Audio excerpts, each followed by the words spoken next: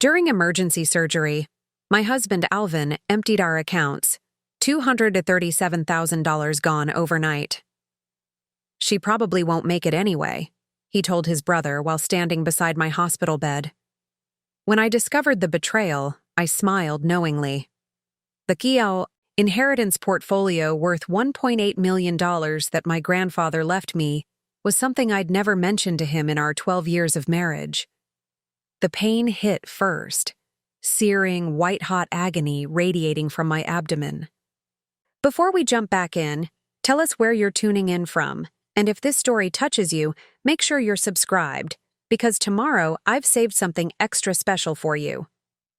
I'd been experiencing intermittent discomfort for weeks, but nothing like this. As I collapsed on our kitchen floor that Tuesday morning, the last thing I remembered was fumbling for my phone. Alvin's contact illuminated on the screen. I woke to the rhythmic beeping of hospital monitors and the antiseptic smell that seems embedded in the very walls of medical facilities. The room was dim, window blinds filtering the afternoon sunlight into thin stripes across my blanket. My throat felt raw, my mouth cotton dry. "Mrs. Bennett, can you hear me?" A nurse with kind eyes leaned over me, adjusting something on my IV line. Her name tag read Emily. I tried to speak, producing only a raspy whisper. "What happened?" "You had a ruptured appendix that developed into peritonitis," she explained, offering me a small cup of ice chips. "Dr. Lester performed emergency surgery. You've been in and out of consciousness for 4 days now with a serious infection. Your fever finally broke last night." 4 days. The realization swept over me like a cold wave. I had presentations scheduled, client meetings, deadlines that couldn't be missed. I managed the investment portfolio for Barrett and Hodges, a boutique financial firm in downtown Portland. My clients trusted me with millions. They relied on my precision and reliability. "My husband?" I asked, my voice still weak. Emily's expression shifted almost imperceptibly.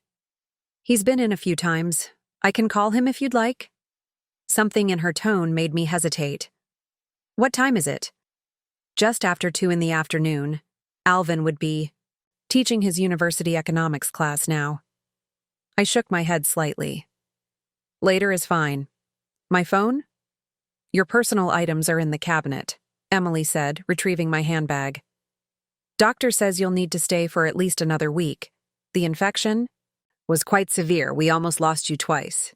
The gravity of my condition slowly sank in as Emily explained the procedures I'd undergone, the complications, the touch-and-go moments during the night when my fever had spiked dangerously high. I'd been much closer to death than I'd initially realized. After Emily left, I reached for my phone with trembling fingers. The screen lit up with dozens of notifications, missed calls, texts, emails. Nothing from Alvin in the past 2 days, which seemed odd. I opened our joint banking app first, a habit born from years of managing our finances. The screen loaded, and my heart nearly stopped. Our checking account, $182.47. Our savings account, 000. Our emergency fund, 0.00. Just last week, these accounts had contained over $237,000, our life savings, carefully accumulated over 12 years of marriage. Money set aside for a down payment on the lake house we'd been discussing, for potential fertility treatments we might need, for security. All gone. My fingers moved frantically across the screen, checking transaction histories. Large withdrawals, all within the last 3 days. All authorized by Alvin, $50,000 transferred to an account I didn't recognize. $75,000 wire transfer. $112,000 withdrawn in person at our local branch. I struggled to breathe, the monitor beside me beginning to beep more rapidly. This had to be a mistake. Perhaps Alvin had moved the money to protect it somehow. But why not tell me? Why not answer my calls? As I scrolled through my missed calls again, I noticed something even more disturbing. Alvin had been in contact with Our financial advisor at Barrett and Hodges. 3 calls in the past 2 days. My confusion deepened. Alvin had always left our professional finances to me, showing little interest in investment strategies or portfolio management. My thumb hovered over his contact, ready to demand explanations when a memory surfaced, something from the hazy, fever-filled days I'd just endured. Alvin's voice, speaking softly near my bedside, not to me but to someone else in the room. The doctors aren't optimistic. The infection spread too far. His tone had been somber but somehow rehearsed. She probably won't make it anyway. We should discuss what happens next. Had I dreamed that? Hallucinated it during my fever? I couldn't be certain. I placed the phone down, my mind racing despite the fog of medication. Something wasn't right. I needed more information before confronting Alvin. Emily? I called when the nurse returned to check my vitals. Has my husband been here with anyone else? A visitor? Emily adjusted something on my IV pump. His brother, I think? Tall gentleman, similar features but with glasses. She hesitated. They were in yesterday morning, speaking with Dr. Lester about your condition. Harold, Alvin's older brother who lived in Seattle. They weren't particularly close. Why would Harold come all this way unless Alvin had called with truly dire news about my condition? Did you happen to overhear any of their conversation? I asked, trying to keep my voice casual. Emily's hands stilled. She glanced toward the door before responding in a lower voice. I shouldn't say this, but something felt off. I came in to check your medication, and they were talking by the window. Your husband said something about accounts being cleared out, and his brother asked if anyone would notice. My heart sank. So I hadn't imagined it. When they saw me, they stopped talking immediately, Emily continued. It struck me as strange. Most families discuss insurance coverage or medical costs openly with staff. I closed my eyes, pieces falling, into horrible alignment. The money, the hushed conversations, the lack of communication. While I fought for my life, my husband of 12 years had been systematically emptying our accounts, discussing my impending death with his brother, as if it were a foregone conclusion. The betrayal cut deeper than the surgical wounds in my abdomen, but beneath the shock and pain, something else stirred, a cold, calculated realization. Alvin knew about our joint accounts, about my salary at Barrett and Hodges, about the modest inheritance from my mother that we'd used as a down payment on our home. What Alvin didn't know, what I'd never told him, was about my grandfather. My maternal grandfather, Xavier Blackwood, had been a shrewd investor with trust issues that bordered on paranoia. When he passed away 6 years ago, he left his entire portfolio to me in a complex trust structure that ensured it remained solely in my name, inaccessible to any spouse without multiple layers of legal consent. The inheritance was substantial, $1.8 million in diversified investments, managed through a private banking division completely separate from my everyday finances.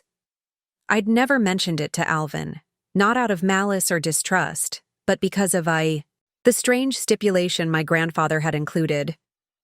This inheritance remains undisclosed until absolutely necessary. Money reveals character, and character determines deservingness. At the time, I'd found the condition eccentric, even unnecessary. Alvin and I had a happy marriage. We shared everything. Why create financial secrets? Now, lying in my hospital bed, monitors beeping around me as I processed my husband's betrayal, my grandfather's wisdom echoed with painful clarity.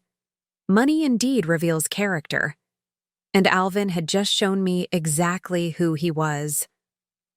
I took a deep breath, my fingers reaching, instinctively for the thin gold chain around my neck.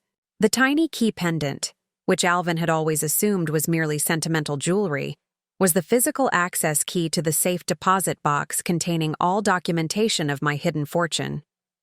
Emily, I said quietly, could you do me a favor?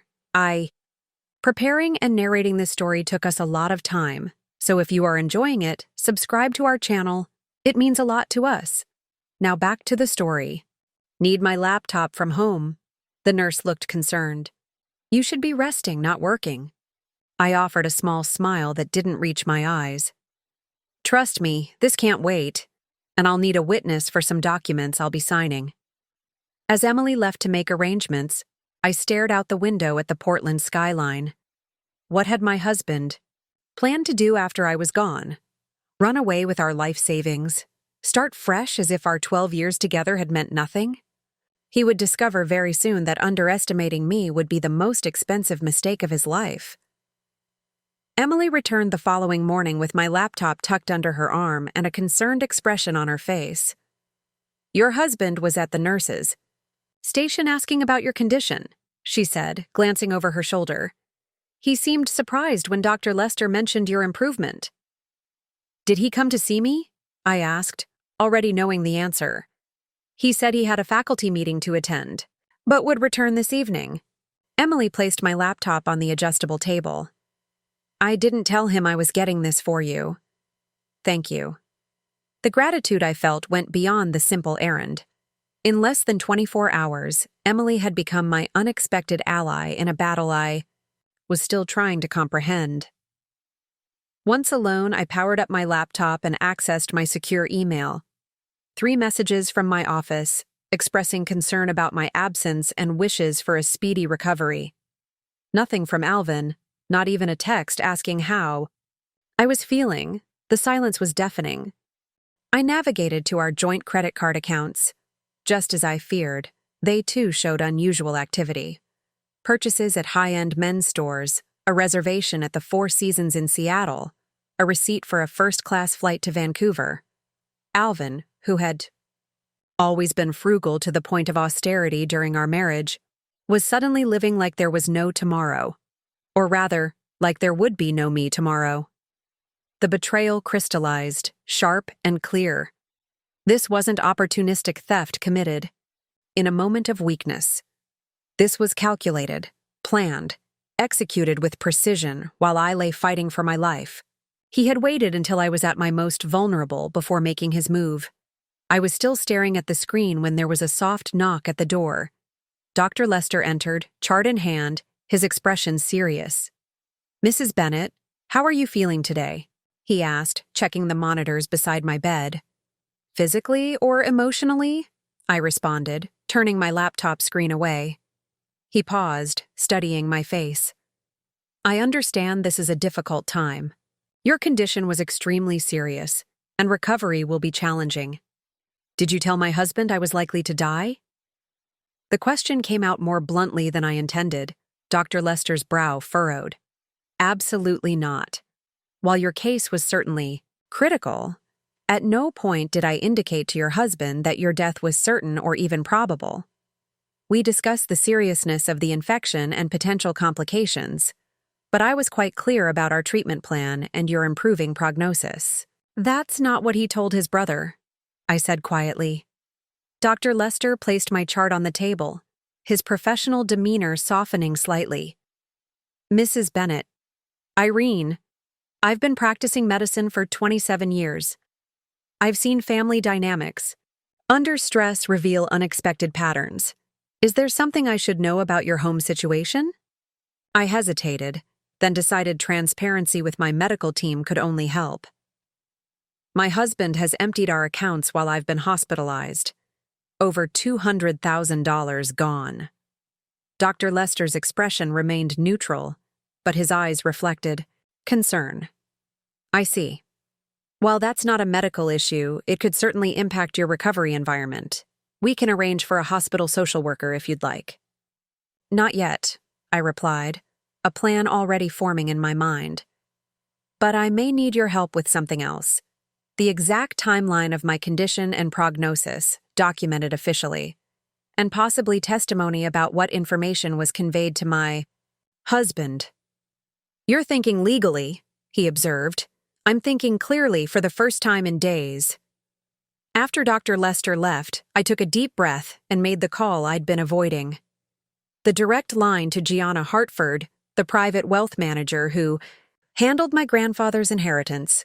Irene, I was just about to call you, Gianna's familiar voice answered. There have been some inquiries about your accounts. My stomach tightened. What kind of inquiries? A man claiming to be your husband contacted our office yesterday. He said you were critically ill and he needed to access your accounts for medical expenses. When informed that he wasn't authorized on any of your holdings, he became quite insistent. So Alvin had known about the inheritance after all. Or at least, suspected it. What exactly did you tell him? I asked, keeping my voice steady. Nothing beyond confirming that we manage certain investments for you. Client confidentiality protected the details. He wasn't happy about it. Gianna paused. Irene, what's going on? Are you actually in the hospital? I am, but I'm recovering. And it seems my husband has been making financial preparations that don't include me in the picture. I explained the situation briefly, Gianna's sharp intake of breath confirming the severity of Alvin's actions. That's beyond disturbing, she said when I finished. What do you need from me? Complete lockdown of all accounts. New security protocols. And I need to make sure Alvin can't access anything, even indirectly. Consider it done. I'll also send Leah from our legal department to see you. This requires more than financial protection. You need legal counsel immediately. After ending the call, I leaned back against my pillows, exhaustion washing over me. The medication, the surgery, the emotional trauma, it was all taking a toll. But beneath the fatigue burned a steady flame of determination. Emily returned to, Check my IV, finding me typing rapidly on my laptop. You should rest, she admonished gently.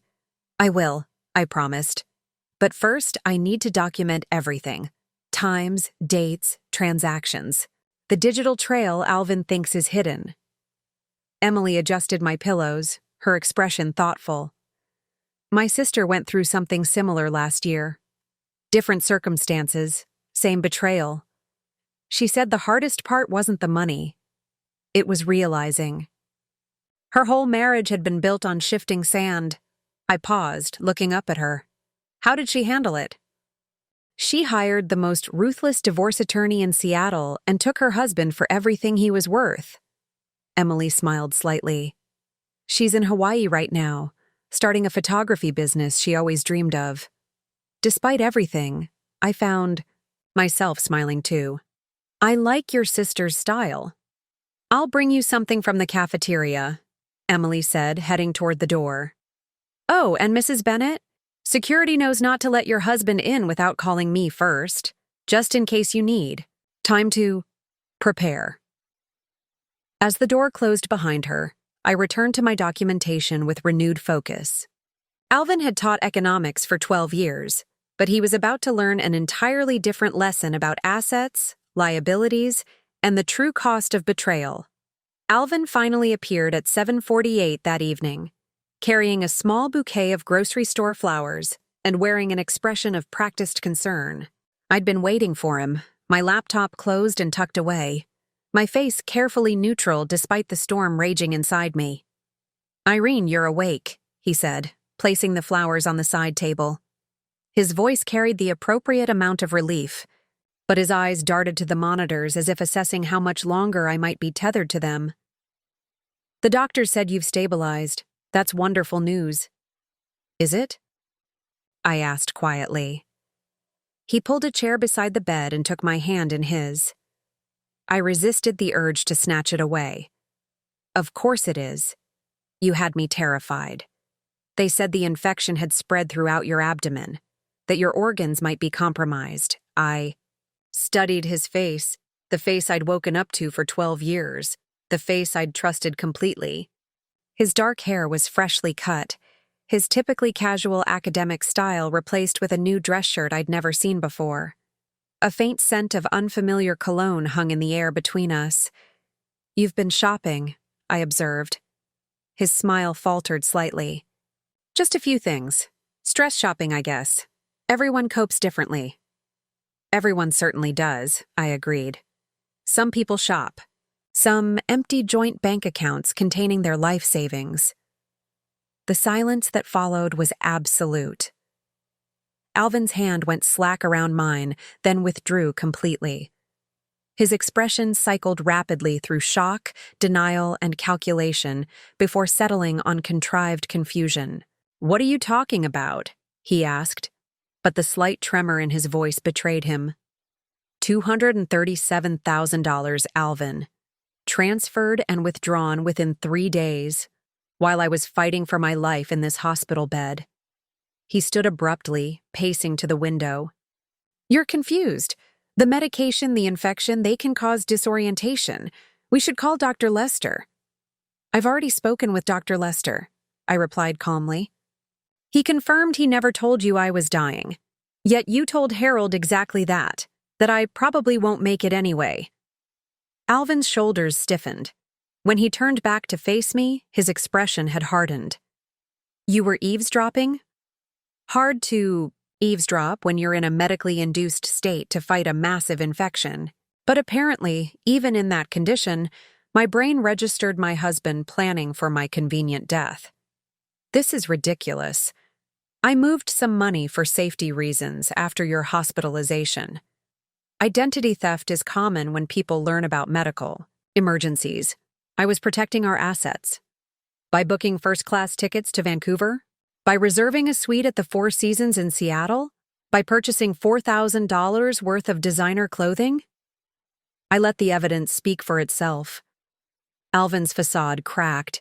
His eyes narrowed, his posture shifting from concerned spouse to cornered predator. "You shouldn't have access to your laptop. You should be resting. And you shouldn't be stealing our life savings. Yet here we are." He moved closer to the bed, his voice lowering. "You don't understand the pressure I've been under. The university is cutting tenured positions. My department is being restructured. We needed a safety net." "We," I repeated. "Yet you didn't consult me. You didn't even tell me about these supposed career concerns. I was protecting you from additional stress. You were preparing to disappear with our money." The words hung between us, an accusation he couldn't deflect. Alvin's expression darkened. "You can't prove that." "I don't need to prove it to know it's true." I pressed the call button beside my bed. "But I have documented every transaction, every purchase, every withdrawal. And I've shared that documentation with people who can ensure you don't get away with it." Fear flickered across his face. "People? What people?" The door opened as Emily entered, her eyes quickly assessing the tension in the room. "Everything all right, Mrs. Bennett?" "Actually, Emily, my husband was just leaving." I met Alvin's gaze, steadily. "He has some financial matters to attend to." Alvin's jaw tightened. "This isn't over, Irene. You're making accusations without understanding the full picture." "Oh, I understand perfectly. And you're right. This isn't over. Not by a long shot." When he finally left, Emily checked my vitals, noting my elevated heart rate. That didn't look pleasant. "It wasn't," I admitted, the facade of strength I'd maintained during the confrontation beginning to crumble. "But it was necessary. Should I call someone for you? Family? A friend?" I shook my head. "My parents are in Europe. My closest friends." I trailed off, realizing how isolated I'd become over the years. Alvin had always preferred our social life to revolve around his academic circles. Gradually, my own friendships had atrophied from neglect. "Then I'll stay a while," Emily said, pulling up a chair. "Hospital policy says I need to monitor you after emotional distress anyway." As she sat with me, her steady presence a comfort in the sterile room, my phone buzzed with an incoming message. "Alvin, we need to talk about this rationally." "You're not thinking clearly." I turned off the phone without responding. There was nothing left to say to the man I'd thought would be by my side for life, who had instead been planning an exit strategy at what he believed would be my deathbed. "He'll try to get back into the accounts," Emily warned. "Let him try," I replied, a cold certainty settling over me. "He has no idea what's coming. That night, sleep eluded me despite the medication. My mind raced through the years with Alvin, searching for signs I might have missed. The reluctance to discuss children until our finances were more secure. The subtle encouragement to maintain separate professional lives. The way he'd shown interest in my family background, but changed the subject whenever my grandfather was mentioned. Had our entire marriage been a long con? Or had something changed along the way, transforming the man I loved into someone capable of such calculation? By morning, it didn't matter. The why had become irrelevant. All that mattered now was ensuring Alvin didn't profit from his betrayal. Q. Sunrise brought clarity and a visitor. Leah Chen, the legal counsel from my private bank, a petite woman with sharp eyes and a no-nonsense demeanor. Gianna briefed me, she said after introducing herself. We need to move quickly to protect your assets and begin building a case against your husband. I nodded, ready to fight. Tell me what I need to do. Leah Chen worked with the efficiency of someone who had seen financial betrayal many times before. She pulled up a chair beside my hospital bed, opened her leather portfolio, and laid out a strategic approach with military precision. First, we secure what remains of your joint assets, she began, typing notes on a sleek tablet. Freezing accounts, credit cards, investment portfolios. Then we document everything that's been taken without your knowledge or consent. I nodded, feeling a strange calm settle over me. Alvin's already emptied most of our joint accounts. But not your grandfather's trust, Leah reminded me. And that's your most powerful asset now, both financially and strategically. She was right. Xavier Blackwood's paranoia about family money had created a fortress around his assets that even Alvin, with all his economic expertise, couldn't breach. The irony wasn't lost on me. What about our house? I asked. The mortgage is in both our names. We'll file an injunction preventing any changes to the property status, Leah explained. He won't be able to sell it, refinance it, or take out equity without court approval during divorce proceedings. The word divorce hung in the air. Until that moment, I hadn't fully accepted that my marriage was over. Now it seemed inevitable, the only possible response to such betrayal. This won't be a simple divorce, I said quietly. He tried to profit from what he thought would be my death. Leah's expression hardened. Which is why we'll be bringing in criminal counsel as well. Financial exploitation of an incapacitated person is a serious offense in this state. Add potential insurance fraud if he was planning to claim benefits. He was, I confirmed, remembering the policy we'd taken out 5 years earlier. $1 million life insurance policy that he insisted we needed. We'll need more evidence, Leah cautioned. Text messages, emails, witness statements from hospital staff who overheard conversations. The stronger our documentation, the less likely he is to fight this. Our planning session was interrupted by a knock at the door. Dr. Lester entered, accompanied by an unfamiliar woman in a crisp pantsuit. Mrs. Bennett, this is Detective Gianna Morales from Financial Crimes, Dr. Lester introduced her. She'd like to speak with you if you're feeling up to it. Detective Morales stepped forward, her expression professional but compassionate.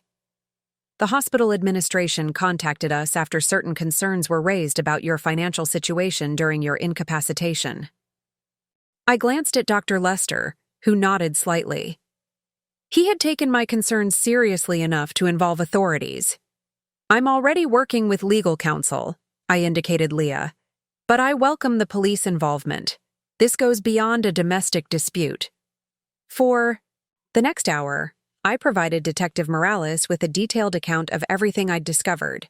The emptied accounts, Alvin's comments to his brother, his attempts to access my protected inheritance. She took meticulous notes, occasionally asking clarifying questions. This pattern is unfortunately familiar, she said when I finished. Financial abuse often escalates during health crises when victims are most vulnerable. Is there enough for criminal charges? Leah asked directly. Potentially. Detective Morales tucked away her notebook. Financial exploitation of a vulnerable adult, wire fraud, possibly attempted insurance fraud depending on what else we uncover. I'll need access to all financial records and will want to interview staff who interacted with your husband during your hospitalization. After she left, promising to begin the investigation immediately, Emily returned with my lunch tray and news. Your husband tried to visit again this morning, she reported. Security turned him away per the restriction you requested. He wasn't happy about it. Did he make a scene? I asked, picking at the hospital food without appetite. Not exactly, but he did try to convince the charge nurse that you were mentally compromised from medication and shouldn't be making financial or legal decisions. Emily's expression showed what she thought of that tactic. Dr. Lester shut that down immediately. He'll try other approaches, Leah warned. Men like your husband don't give up easily once they've committed to a course of action. As if on cue, my phone lit up with messages from Alvin. This is a misunderstanding. Call off the lawyers and police. You're making a spectacle of our private matters. My department chair is asking questions. Think about my career. And finally, you don't know what you're doing, Irene. You never understood finance the way I do. I showed the messages to Leah, who documented them as evidence of attempted manipulation. He still thinks he's the smart one. In this scenario, I observed, a bitter laugh escaping me. The economics professor versus the investment portfolio manager. Let him underestimate you, Leah advised. It's to our advantage. By evening, our team had expanded further. Leah had brought in Eric Davidson, a criminal attorney specializing in financial crimes, and coordinated with Gianna Hartford from my private bank to provide complete documentation of Alvin's attempted access to my inheritance. We've changed all security protocols, Gianna assured me during our conference call. Even if he somehow obtained your passwords or personal information, additional biometric verification would be required for any transactions. He doesn't know about the key. I touched the necklace I still wore. But I wouldn't put it past him to search for documentation while I'm stuck here. Eric, the criminal attorney, leaned forward. Which raises an important point. Is there anything at your home you need secured? Documents? Devices? Personal items? I thought about our house, the home we'd built together that now felt like an extension of Alvin's deception. My home office has a hidden safe with backup documentation for all my accounts, and my personal laptop contains client information that could be compromised. I can arrange for those to be retrieved, Detective Morales offered, having rejoined our meeting. With a police escort to ensure nothing is disturbed. I should come too, Emily said unexpectedly from where she'd been standing by the door. We all turned to look at her, and she straightened her shoulders. As a witness, someone who can verify Mrs. Bennett's property without bias. If that would help? Her offer touched me deeply. This nurse, who had started as a caregiver and become an ally, was now volunteering to extend her help beyond hospital walls. That would be very helpful, Detective Morales confirmed. Tomorrow morning? As our impromptu strategy session concluded, I felt something I hadn't experienced since waking. In the hospital, strength. Not just the physical strength slowly returning to my body, but something more powerful. The strength that comes from no longer facing betrayal alone. Alvin had calculated that isolation would be his advantage. A critically ill wife without immediate family nearby, her professional network unaware of her condition, her finances vulnerable. During her incapacitation. What he hadn't calculated was that his actions would catalyze the formation of this team of professionals now arrayed against him. A nurse who recognized ethical violations when she saw them. A doctor unwilling to be complicit in deception. Financial and legal experts committed to justice. Law enforcement ready to investigate. As twilight settled over Portland, I gazed out my hospital window at the city lights flickering to life. Somewhere out there, Alvin was realizing his carefully constructed plan was unraveling. Perhaps he was making desperate calls to his brother, Harold, trying to contain the damage. Maybe he was attempting to access accounts only to find them frozen. He might even be consulting an attorney of his own, finally understanding the severity of what he'd done. Let him scramble, I thought, with newfound resolve. Let him feel a fraction of the panic and betrayal I had experienced. The game had changed, and Alvin was about to discover he was playing against a team, not just the vulnerable woman he'd tried to leave behind. The morning brought unexpected progress in my physical recovery. Dr. Lester seemed pleased as he examined my surgical site, noting the reduced inflammation and improved vital signs. "Your body's fighting back impressively," he observed. "At this rate, we might be able to discuss discharge in 5 to 7 days, rather than the 2 weeks I initially estimated." "That's good news," I replied, though the thought of returning to the home I'd shared with Alvin filled me with unease. "One day at a time," Dr. Lester said, seeming to read my thoughts. "And speaking of today, Detective Morales and your nurse Emily are ready to visit your home when you give the authorization." I signed the necessary forms, providing detailed instructions on where to find my important documents and personal items. After they left, I forced myself to eat the bland hospital breakfast, knowing I needed strength for what lay ahead. Leah arrived mid-morning with updates that exceeded my expectations. "The court granted our emergency petition," she announced, setting her briefcase on the bedside table. "Alvin can't access any joint assets or property during the investigation. Additionally, we've filed for an emergency domestic order preventing him from removing anything from your home except personal clothing and toiletries." "How did you get that processed so quickly?" I asked, impressed. "Judge Hammond has handled financial exploitation cases before. The medical documentation of your condition, combined with the clear evidence of large withdrawals while you were incapacitated, convinced her of the urgency." Leah allowed herself a small smile. "The fact that your husband tried to claim you were mentally compromised when Dr. Lester's notes clearly indicate otherwise didn't help his case." My phone buzzed with a message from Detective Morales. "At your house now, with Emily and officers. Husband not present. Proceeding as discussed." The knowledge that strangers were moving through my home in my absence felt surreal, but necessary. Minutes later, Emily initiated a video call, her face appearing on my screen. "We're in your home office," she reported, panning the camera to show the room. "Everything looks undisturbed, but—" She hesitated, turning the camera toward my desk. Papers were scattered across the surface, drawers partially open. My filing cabinet showed signs of hasty searching. "He's been looking for something," I said, anger building despite my clinical analysis. "Behind the watercolor painting on the east wall, there's a concealed safe. He might not know about it." Emily followed my instructions, sliding the painting aside to reveal the digital safe embedded in the wall. "It's still locked," she confirmed. "What's the code?" I hesitated before sharing the 6-digit combination, my grandfather's birthday. Inside, they found exactly what I hoped: backup copies of my trust documents, the original deed to a small vacation property in my name alone, and a portable hard drive containing encrypted financial records. "This is extremely helpful," Detective Morales said, taking possession of the items. "We've also found something concerning in the master bedroom." The camera shifted to show my walk-in closet. At first glance, nothing seemed amiss, until Emily pushed aside my hanging clothes to reveal empty space where Alvin's belongings should have been. "His clothes are gone," I observed unnecessarily. "His luggage too, I'm guessing."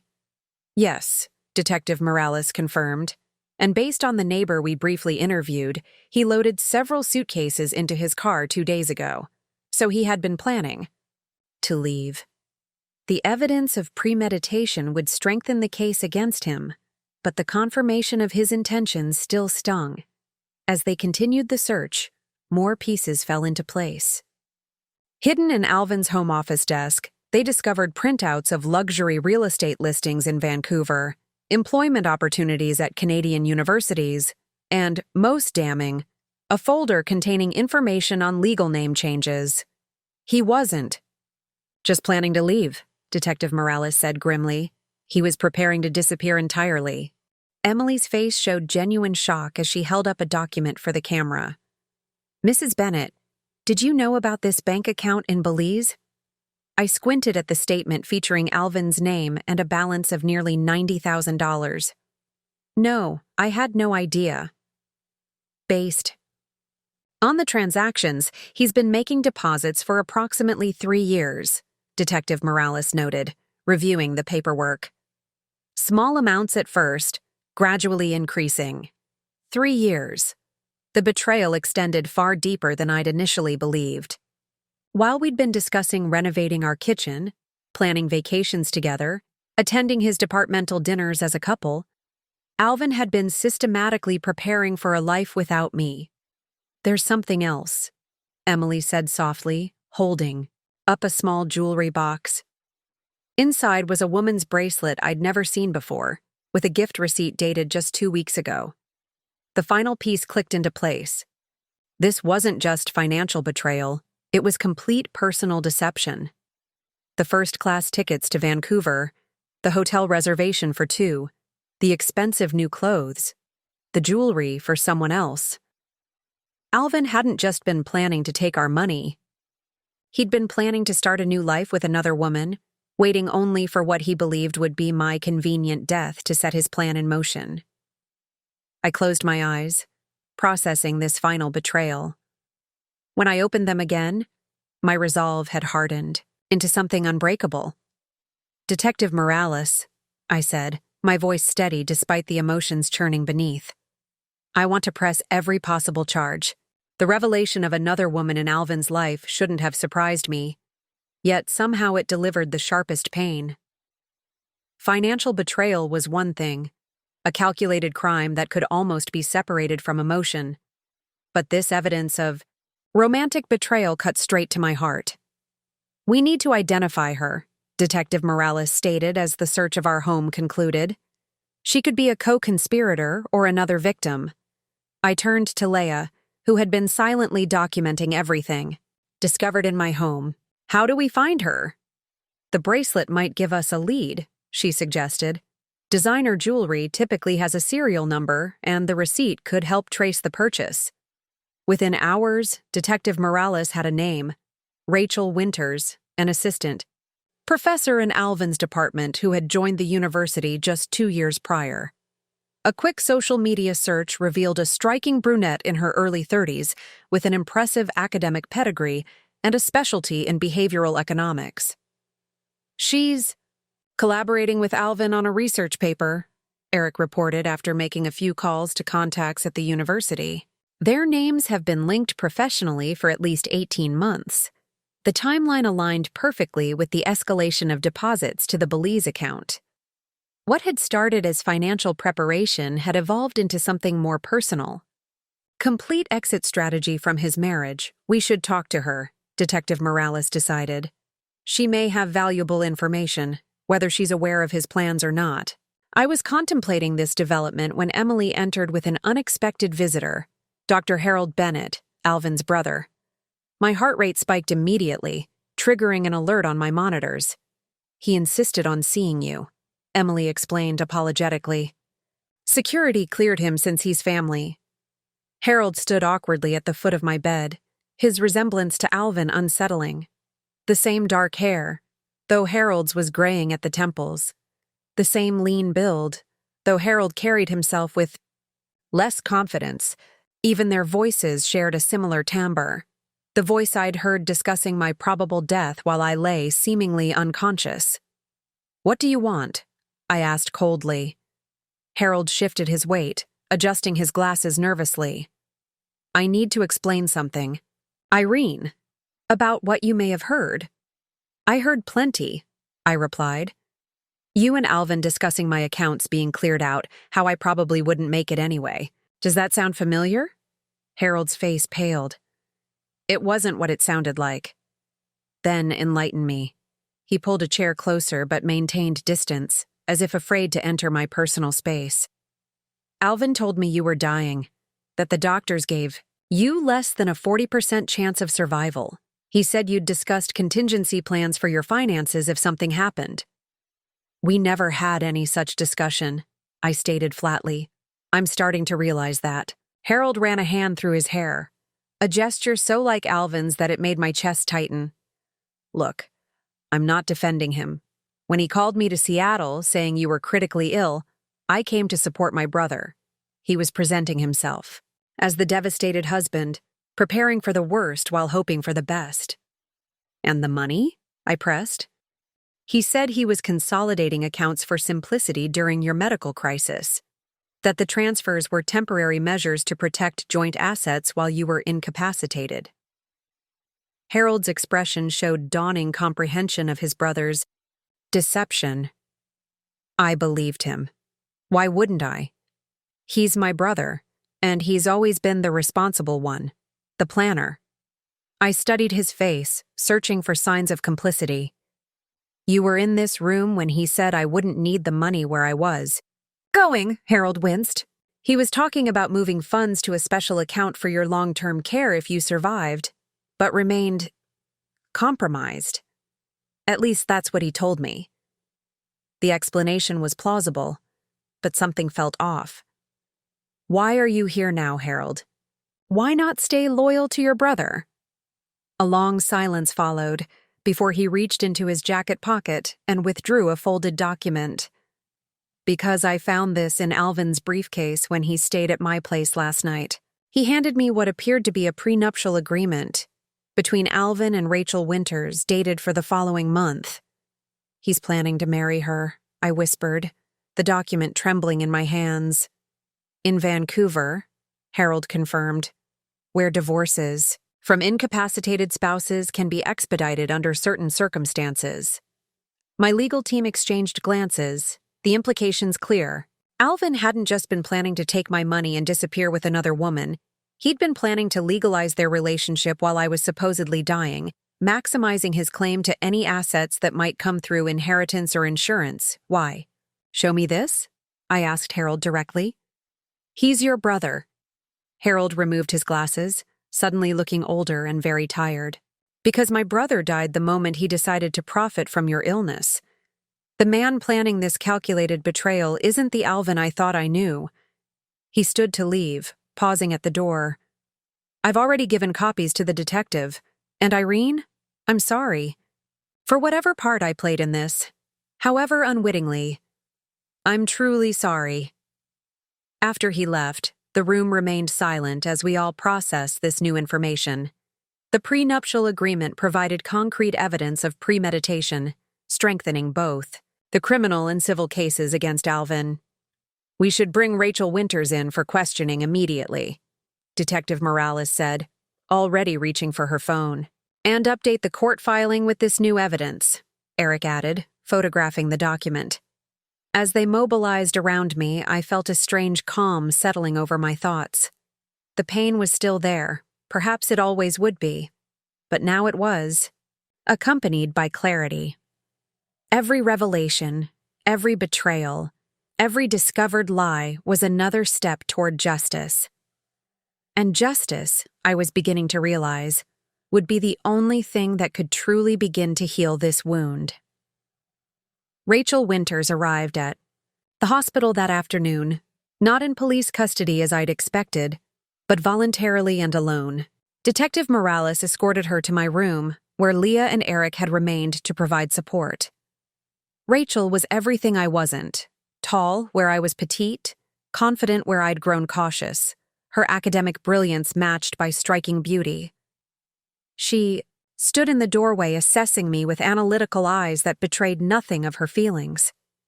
You wanted to see me? Her voice was steady, professional, the voice of someone accustomed to lecture halls and academic debates. I thought we should meet, I replied, equally composed despite the turmoil beneath the surface. Given that my husband has been planning a future with you using money stolen from me. To my surprise, Rachel pulled up a chair and sat down, placing her handbag precisely on the floor beside her. I think there's been a misunderstanding, Mrs. Bennett, one that I'm just beginning to grasp myself.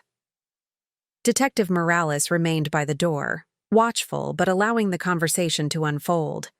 "We found the prenuptial agreement," I said flatly.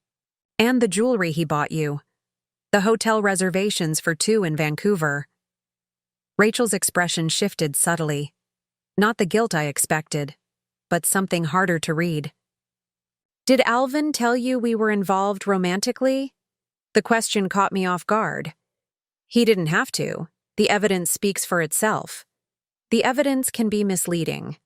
She pulled out her phone, scrolled briefly, then handed it to me. "This is the only relationship I've had with Alvin Bennett." On the screen was an email thread between them discussing a research paper on economic decision-making during health crises. Professional, academic, without a hint of personal involvement. "Scroll further," she instructed. I did, finding dozens of similar exchanges, all strictly professional, spanning the past 2 years. Nothing romantic, nothing personal, nothing to suggest they were planning a life together. "I don't understand," I admitted, confused by the contradiction between this evidence and what we'd found. "Neither did I, until Detective Morales contacted me this morning." Rachel reclaimed her phone, her expression hardening. "Alvin and I collaborated on research. Nothing more. I've never received jewelry from him, never planned a trip with him, and certainly never discussed marriage." Detective Morales stepped forward. "Ms. Winters has provided alibis for the dates when the jewelry was purchased and when the hotel reservations were made. She was presenting at conferences in Chicago and Berlin, respectively." "Then who—" I began, the question hanging incomplete as Rachel answered. "The prenuptial agreement was drafted without my knowledge or consent," she explained, anger finally breaking through her professional demeanor. "My signature on it is forged. Expertly, but definitely forged. I've already submitted handwriting samples to prove it." The room fell silent as the implications sank in. Alvin hadn't just betrayed me. He'd created an elaborate fiction involving an unwitting colleague. "Why you?"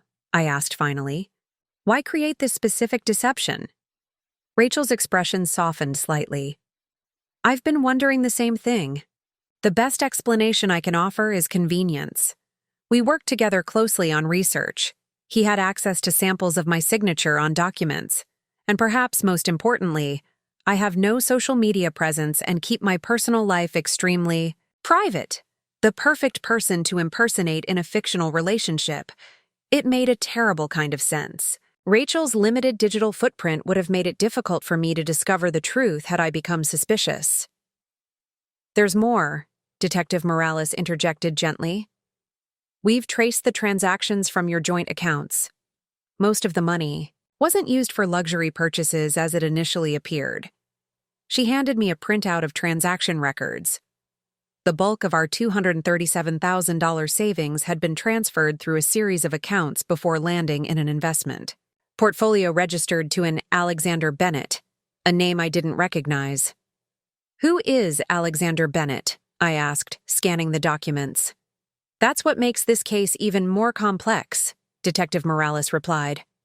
"According to records we've obtained, Alexander Bennett is Alvin's son from a previous relationship, a relationship he apparently never disclosed to you." The revelation hit me like a physical blow. A son. Alvin had a son he'd never mentioned in 12 years of marriage. "His son is 22, Detective Morales continued, currently living in Vancouver and attending graduate school there. The hotel reservations, the first-class tickets, they appear to have been for Alvin and his son, not a romantic partner." "The jewelry?" I asked, still struggling to process this new reality. "Likely for the son's fiancée. They became engaged last month, according to social media posts." The room seemed to tilt slightly as my understanding of the betrayal shifted. Not a lover, but a secret family. Not running away with another woman, but reconnecting with a son kept hidden from me for our entire marriage. "Why?" I whispered, the question directed at no one in particular. "Why hide this from me?" Rachel, who had been listening silently, offered an unexpected perspective. In our research on financial decision-making, Alvin always focused on scenarios involving hidden assets and undisclosed dependents. I thought it was theoretical interest. Now I wonder if he was working through his own moral justifications. Detective Morales nodded grimly. We're still piecing it together, but it appears Alvin has been secretly supporting his son financially for years.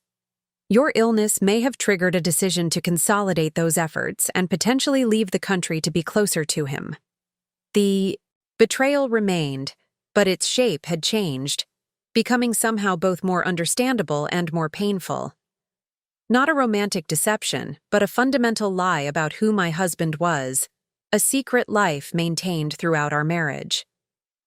I'd like to be alone now, I said quietly, the weight of these revelations pressing down on me. As they filed out of the room, Emily slipped in, her face showing concern. I heard, "Are you okay?" I shook my head, finally allowing the tears to come. I don't know who he is. After 12 years, I realized I never knew him at all. I spent that night wrestling with the new reality of my marriage. Each memory now required re-examination, each moment together recontextualized by the knowledge of Alvin's secret son. The regular trips to academic conferences that always seemed to include stops in Vancouver. The mysterious phone calls he'd take in his study, voice lowered. The careful budgeting of our finances despite our comfortable dual incomes. By morning, my emotional exhaustion had crystallized into a cold clarity. The why no longer mattered as much as the what, and what Alvin had done was still criminal, regardless of his motivations. "How are you feeling?" Dr. Lester asked during his morning rounds, his concern extending beyond my physical condition. "Like I'm ready to end this chapter," I replied with newfound determination. "How soon can I be discharged?" "Physically, you're making remarkable progress," he acknowledged. "But there are still risks of secondary infection. I'd recommend at least 3 more days of observation and IV antibiotics." 3 more days. I could work with that timeline. When Leah arrived for our daily strategy session, I laid out my decision. I want to confront Alvin directly, not just through lawyers and police, but face to face. Her expression showed immediate concern. "That could compromise our legal position. Anything you say to him will be said with witnesses present," I assured her. "I'm not looking for reconciliation or explanation. I need closure, and that means looking him in the eye while he understands exactly what he's done and what's coming." Leah considered this, then nodded slowly. "We can arrange a controlled meeting, but we'll need to prepare you thoroughly." Detective Morales was more supportive of the idea when she arrived later. Confronting him might actually serve our investigation. People often reveal more when directly challenged by someone they've wronged. By afternoon, the plan was set. Alvin would be invited to the hospital under the pretense of discussing financial arrangements for my ongoing medical care, a conversation he couldn't reasonably refuse without raising suspicions. "He'll be suspicious anyway," Eric warned as we prepared. "He knows you've been investigating." "Let him be suspicious," I replied. "That's part of the point. I want him off balance." Emily helped me prepare physically for the confrontation, assisting with washing my hair and applying minimal makeup. These small acts of normalcy felt strangely empowering after days of hospital-enforced helplessness. "You look stronger," she observed as I sat up fully in bed, my hospital gown replaced by silk pajamas she'd retrieved from my home. "I am stronger," I confirmed, the statement true in ways that transcended my physical recovery. Detective Morales arranged for recording equipment to be discreetly placed in my room, both for evidence gathering and my protection. Eric and Leah positioned themselves as casual visitors, while Emily would monitor my vital signs under the guise of routine care. Alvin arrived precisely at 4 o'clock, his habitual punctuality unchanged despite the circumstances. He entered, cautiously, eyes darting around the room before settling on me. I noticed immediately that he looked tired, his usual academic composure fraying at the edges. "Thank you for coming," I began formally, my voice steadier than I'd anticipated. "The message said it was about medical expenses," he replied, remaining near the door as if calculating escape routes. "Though I'm surprised you wanted to see me, given the legal avalanche you've initiated. Please, sit down." I gestured to the chair positioned directly across from me. "This won't take long." He hesitated, then complied, maintaining what felt like a carefully measured distance. "If this is about the accounts, I can explain." "Alexander Bennett," I interrupted, watching his reaction carefully. "Your son." The color drained from his face so rapidly that for a moment I thought he might faint. His hands, always steady when writing complex equations on classroom boards, trembled visibly against his knees. "How did you—" he began, then stopped himself, recalibrating. "I was going to tell you. After 12 years of marriage, when exactly was that telling scheduled to happen?" Alvin's eyes dropped to the floor. "It's complicated." "No, it's actually quite simple," I countered. "You had a son before we met.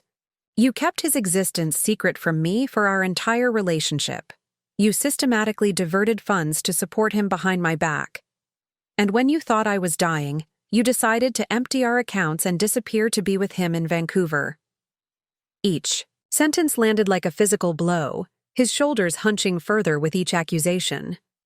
"I never meant to hurt you," he offered weakly.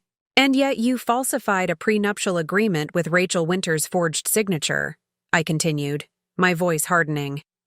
"Creating a fictional affair to cover your tracks? Were you planning to fake your own death too? Complete the disappearing act?"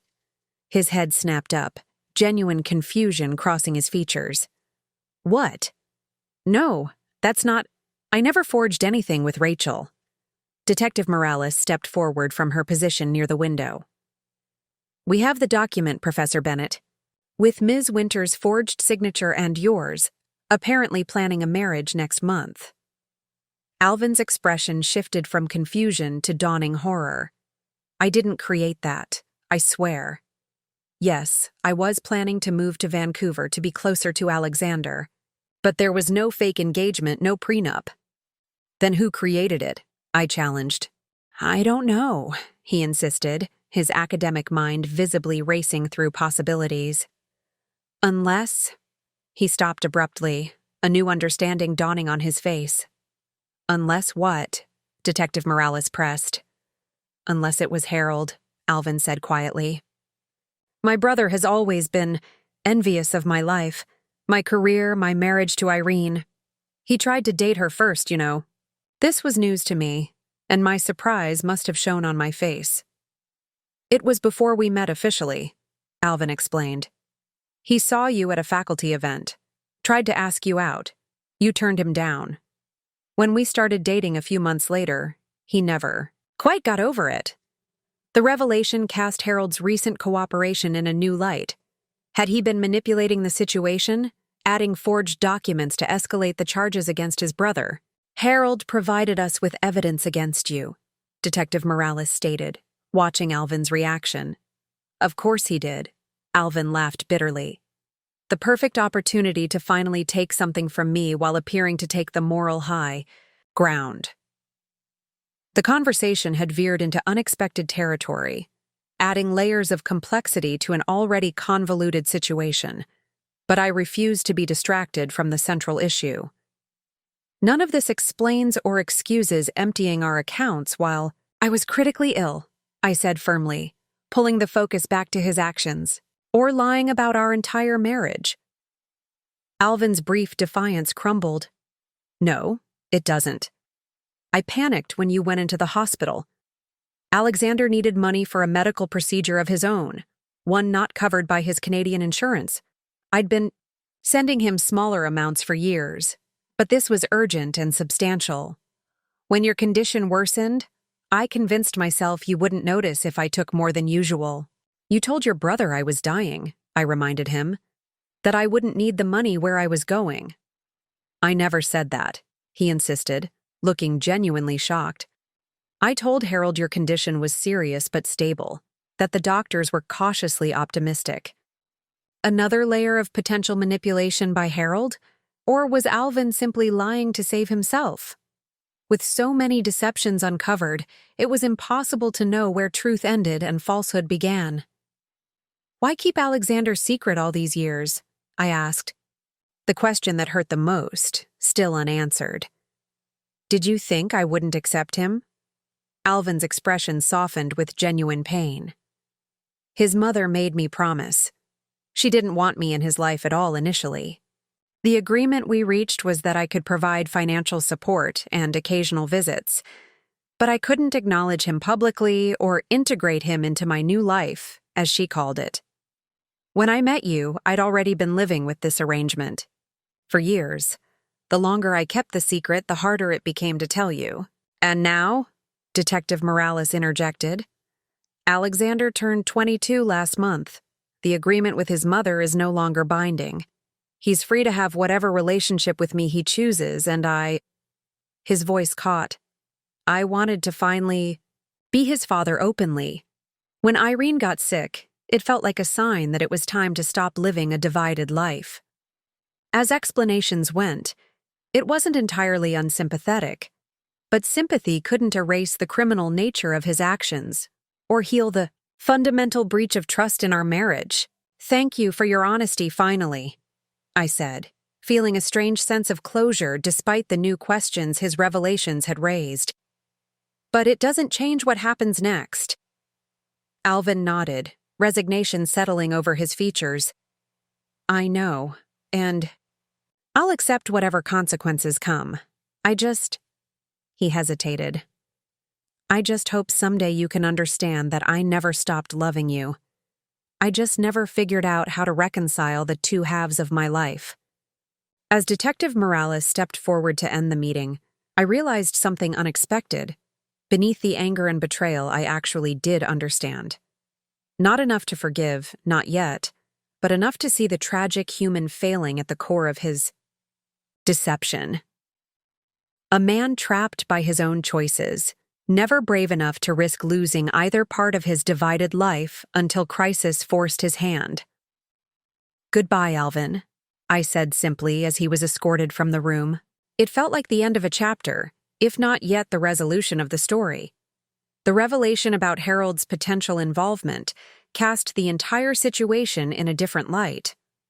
After Alvin left, Detective Morales immediately began making calls to investigate this new angle, while Leah and Eric huddled in the corner of my room, discussing legal implications.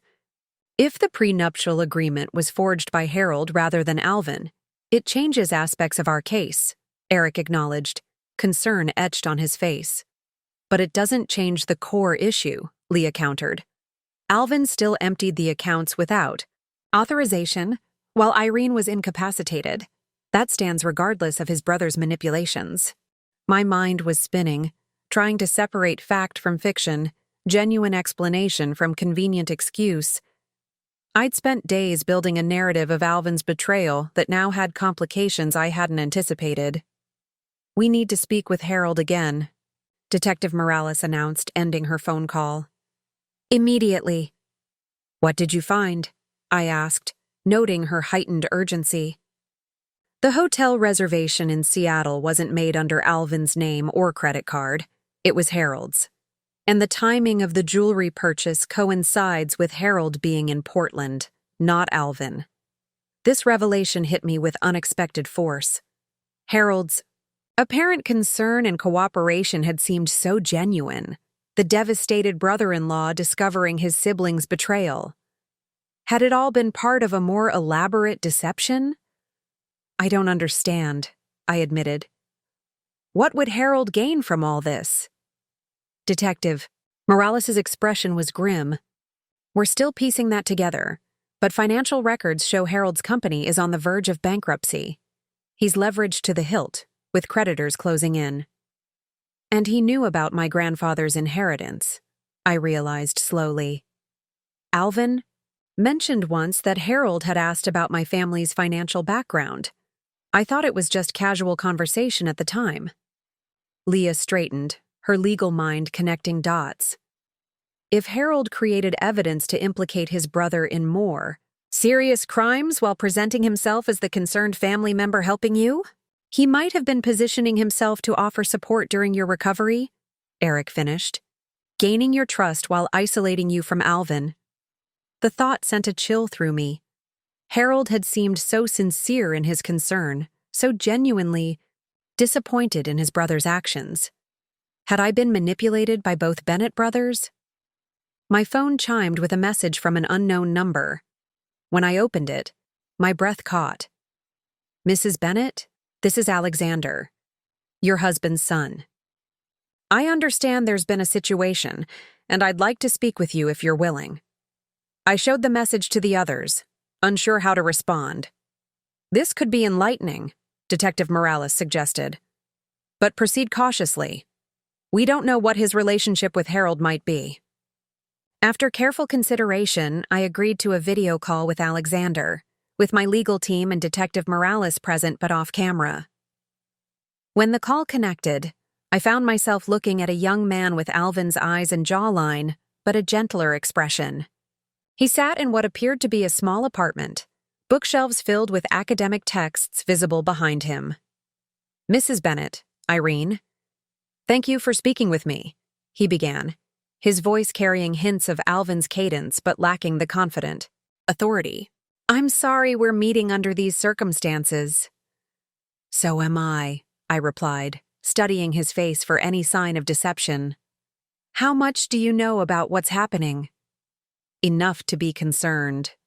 Alexander ran a hand through his hair, the same nervous gesture I'd seen Alvin and Harold make. My father called yesterday telling me that his brother had somehow manipulated the situation with his accounts. It sounded confusing. Did your father tell you he took money from our accounts while I was hospitalized? I asked directly. Alexander nodded, his expression pained. He did.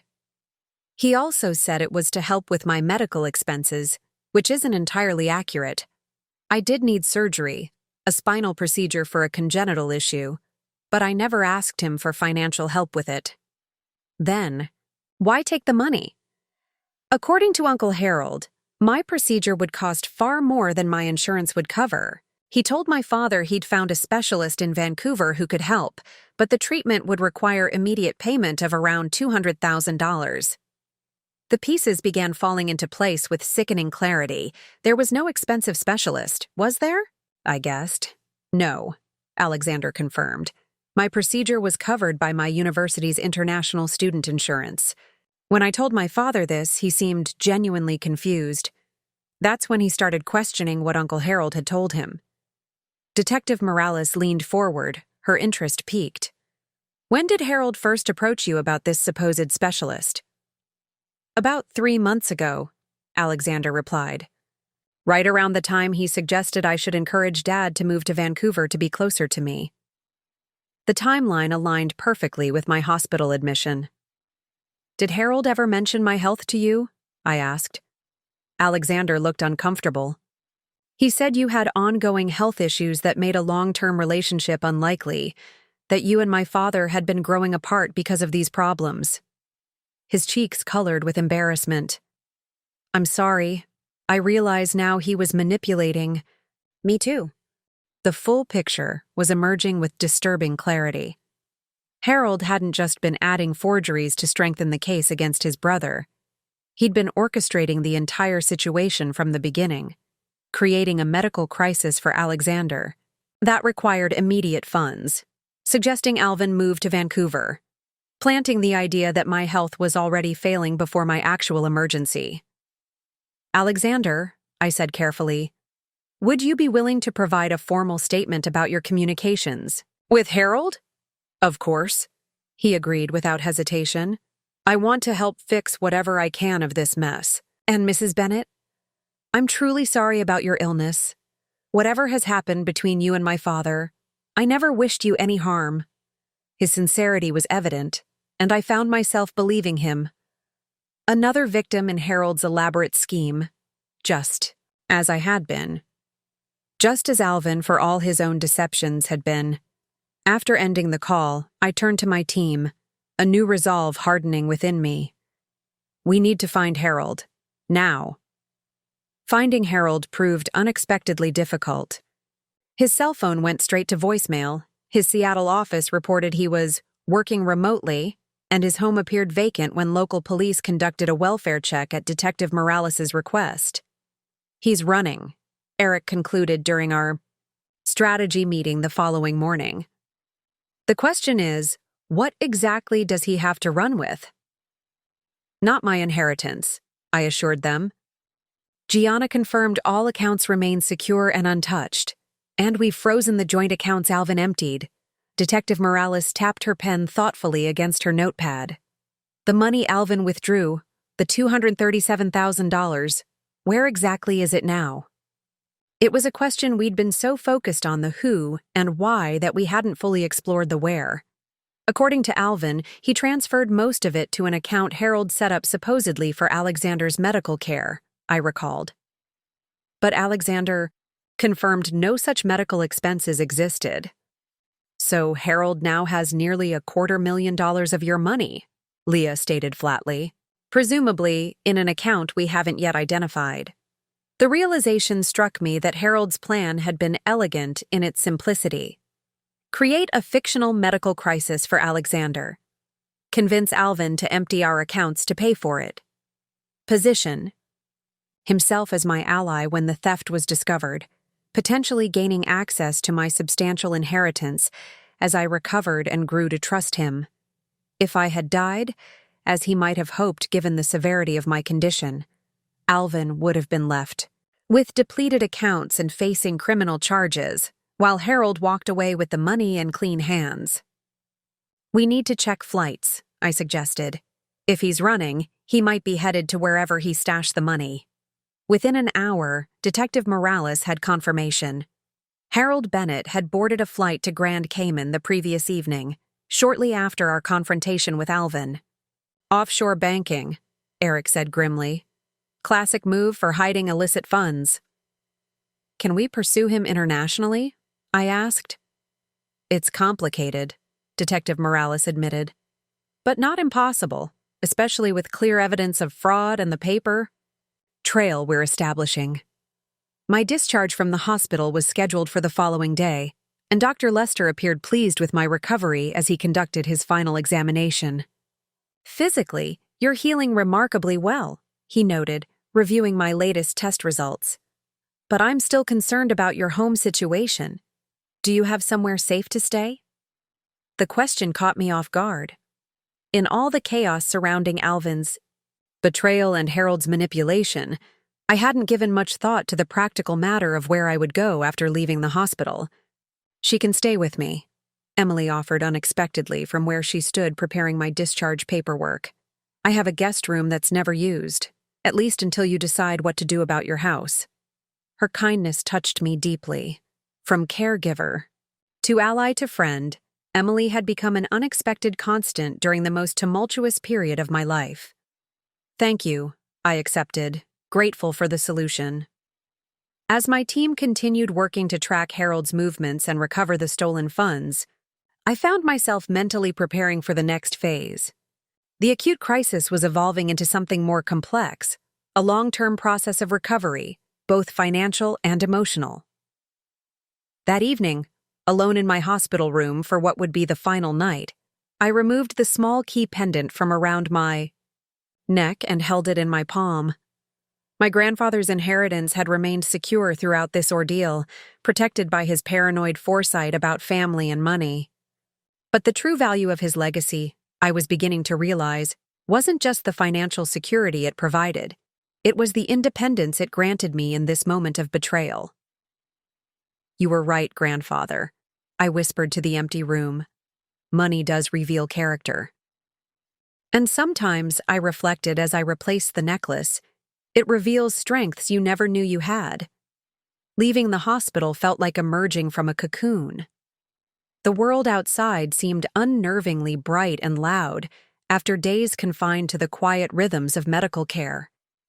Emily drove me to her apartment in Southeast Portland. A cozy two-bedroom with abundant houseplants and eclectic furnishings that reflected her warm personality. "It's not fancy," she apologized as she showed me to the guest room, "but it's safe and quiet." "It's perfect," I assured her, grateful for the sanctuary. Once settled, I contacted Gianna at the private bank handling my grandfather's trust. The time had come to access resources I had been fortunate enough to keep separate from my marriage. "I'd like to initiate a strategic withdrawal," I informed her during our video call. "Nothing that would impact the principal significantly, but enough to fund what we discussed." Gianna nodded, understanding the careful approach. "The trust allows for distributions of up to 4% annually without affecting the core investment. That would give you approximately $72,000 to work with immediately." "Perfect. Please transfer $50,000 to the account we established yesterday." With that initial move complete, I contacted Eric and Leah to implement the next phase of our plan. Harold might have fled to Grand Cayman with the stolen funds, but he had underestimated both my resources and my resolve. "I've engaged Stevens International," I informed them, referring to a specialized asset recovery firm with expertise in offshore financial investigations. "They'll be working in parallel with law enforcement, but with greater flexibility to operate in banking havens." The cost of hiring such experts was substantial, but my hidden fortune made it possible to pursue Harold without financial constraints. The investigators would require a $30,000 retainer, a sum that would have been devastating after the theft of our joint savings, but merely a tactical expenditure from my trust fund. "That's unusually thorough," Eric observed, clearly impressed by the escalation. "Most clients in your position would simply file insurance claims and focus on the divorce proceedings." "I'm not most clients," I replied simply. "And this isn't just about recovering money anymore. It's about justice." Detective Morales called that afternoon with an update on Alvin. "He's cooperating fully, providing access to all his accounts and communications with Harold. He's admitted to unauthorized withdrawals from your joint accounts but maintains he believed the money was for his son's medical treatment." "Do you believe him?" I asked, still unsure how to reconcile Alvin's betrayal with Harold's manipulation. "The evidence supports his version of events," she admitted, "which may reduce the criminal charges to misappropriation rather than theft. Still serious, but potentially without jail time." I absorbed this information with mixed emotions. Part of me had wanted to see Alvin face the harshest consequences possible. Another part recognized he too had been caught in his brother's web of deception, albeit through vulnerabilities created by his own long-standing lies. "What about Harold?" I pressed. "Any progress tracking him in Grand Cayman?" "Limited. He entered on a tourist visa, checked into the Ritz-Carlton, and made several visits to banks in the financial district. Without international warrants, which we're still working on, local authorities can't detain him." My phone pinged with an incoming message, a secure communication from Stevens International, subject located. Accounts identified at 3 institutions. Legal intervention prepared for Monday market opening. Recommend immediate travel authorization for our Grand Cayman team. I forwarded the authorization without hesitation, along with approval for additional expenditures as needed. If Harold thought distance and banking secrecy laws would protect him, he was about to learn otherwise. "Is there any way to freeze his activity in the meantime?" I asked Detective Morales. "Something to prevent him from moving the money again before Monday?" She considered this. "Not through conventional law enforcement channels, not without the international warrants, but if your private investigators have identified specific accounts." "They have," I confirmed. "Then a civil emergency injunction filed in the Cayman courts might work. It wouldn't be a criminal freeze, but it could temporarily prevent transfers while citing potential fraud." Within hours, Leah had coordinated with a Cayman Islands law firm to file the necessary injunctions. The cost, another $15,000 from my GI trust, was insignificant compared to the satisfaction of knowing Harold's stolen funds would be locked in place just as he thought himself safely beyond reach. "The timing is perfect," Leah reported after confirmation from our Cayman legal team. "The injunctions will be served Monday morning just as banks open. If he tries to access or transfer funds, he'll discover everything's frozen pending investigation." As evening settled over Portland, I sat on Emily's small balcony, watching the city lights emerge against the darkening sky. After days of reaction, responding to betrayals, revelations, and manipulations, I had finally seized initiative.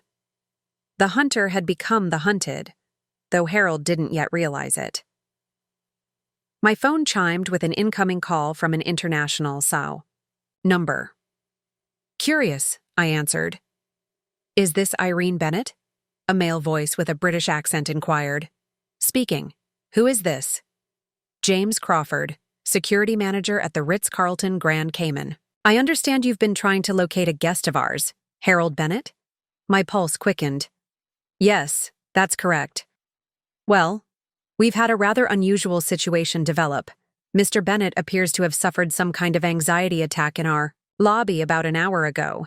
He was quite agitated, shouting about accounts and betrayal. Our medical team has sedated him, but he's been asking for you specifically." I gripped the phone tighter, trying to process this unexpected development. Did something trigger this episode? According to our front desk staff, he had just returned from visiting one of the local banks.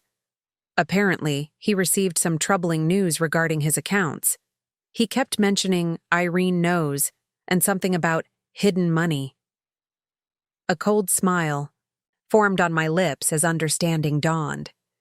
Harold must have attempted an early withdrawal or transfer, only to be informed of pending restrictions on the accounts. The realization that his scheme was unraveling, that I had somehow countered his carefully constructed plan, had triggered his breakdown. "I see," I replied calmly. "Please inform Mr. Bennett that I'll be in touch through appropriate legal channels. And Mr. Crawford? You might want to notify local authorities that he's a person of interest in an ongoing fraud investigation." After ending the call, I immediately contacted Detective Morales and the Stevens team with this new development. Harold's psychological collapse represented a significant advantage, one we could leverage to expedite recovery of the stolen funds. For the first time since awakening in the hospital to discover Alvin's betrayal, I felt something close to satisfaction. The hidden fortune my grandfather had insisted I keep separate from my marriage hadn't just protected me financially. It had empowered me to fight back with resources my betrayers never knew I possessed. Harold had orchestrated his elaborate scheme thinking I was vulnerable and isolated. He would now learn just how catastrophically he had miscalculated. Harold's collapse in Grand Cayman accelerated everything. Cayman authorities, now alerted to the situation, detained him for questioning regarding the source of his funds. With pressure mounting from multiple directions, his carefully constructed scheme began unraveling with remarkable speed.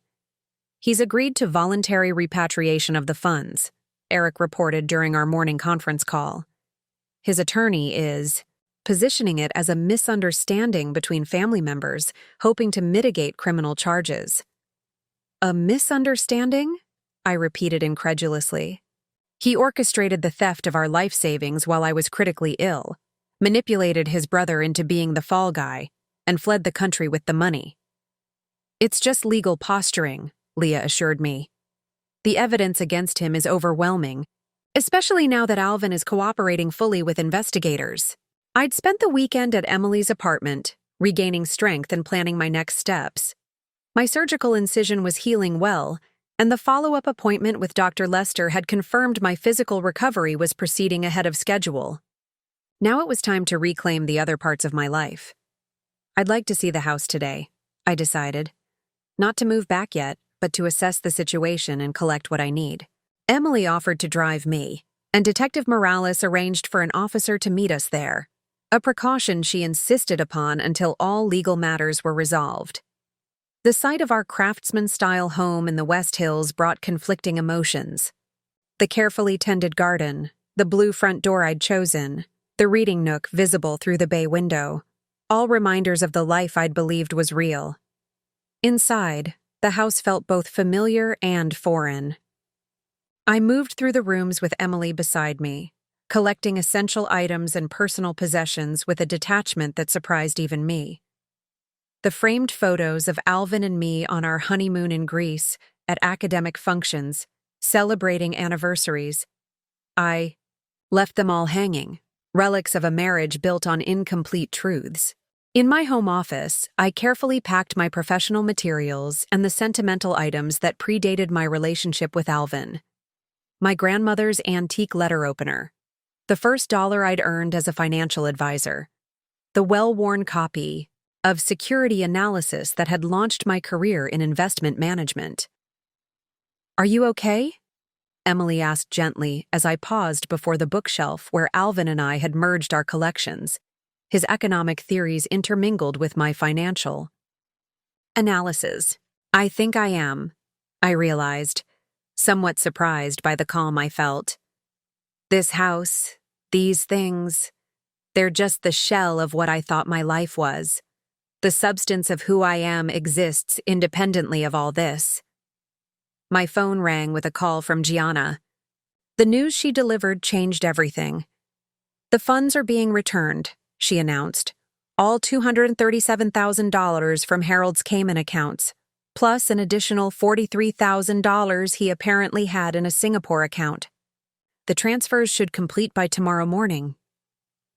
"That's more than was taken," I noted, puzzled by the discrepancy. "Harold's attorney is calling the excess interest and compensation in hopes of demonstrating remorse. Reading between the lines, I think he's desperate to avoid maximum penalties." The recovery had happened faster than any of us anticipated.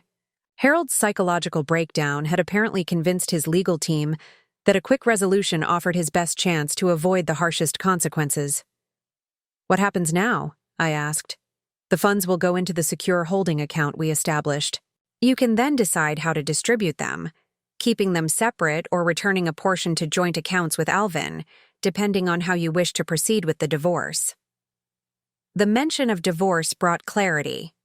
Regardless of the complex circumstances surrounding the theft, Harold's manipulation, Alvin's hidden son, the layers of deception, the fundamental trust in my marriage had been irreparably broken. "Keep everything separate," I instructed. "I'll decide on the final disposition after consulting with the divorce attorney." As Emily helped me carry my belongings to her car, I glanced back at the house one last time.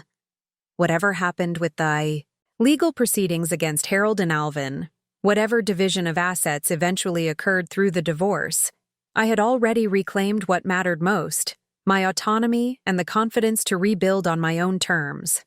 The hidden fortune my grandfather left me would provide the foundation, but the strength to move forward came from within, a resilience I hadn't known I possessed until betrayal forced me to discover it. 2 weeks after my discharge from the hospital, Harold Bennett was extradited back to the United States. The breakdown in Grand Cayman had evolved into what his attorneys were now describing as a stress-induced psychiatric episode, resulting in his voluntary return to face charges. "He's requested a meeting with you," Detective Morales informed me during our weekly update call. "His attorney says he wants to apologize in person before the arraignment." "Absolutely not," was my immediate response. The thought of sitting across from the architect of so much deception held no appeal. "Actually," Eric interjected carefully, "there might be strategic value in hearing what he has to say. With Alvin's cooperation secured, Harold remains the primary barrier to a clean resolution of all this." I considered this perspective. While the stolen funds had been recovered, the criminal proceedings against both brothers continued to move forward. Alvin faced lesser charges related to financial misappropriation, while Harold's case involved multiple felonies including fraud, conspiracy, and financial exploitation of a vulnerable adult. "What's your instinct?" I asked Leah, who had proven consistently insightful throughout this ordeal. Harold strikes me as someone whose ego requires closure on his own terms, she observed.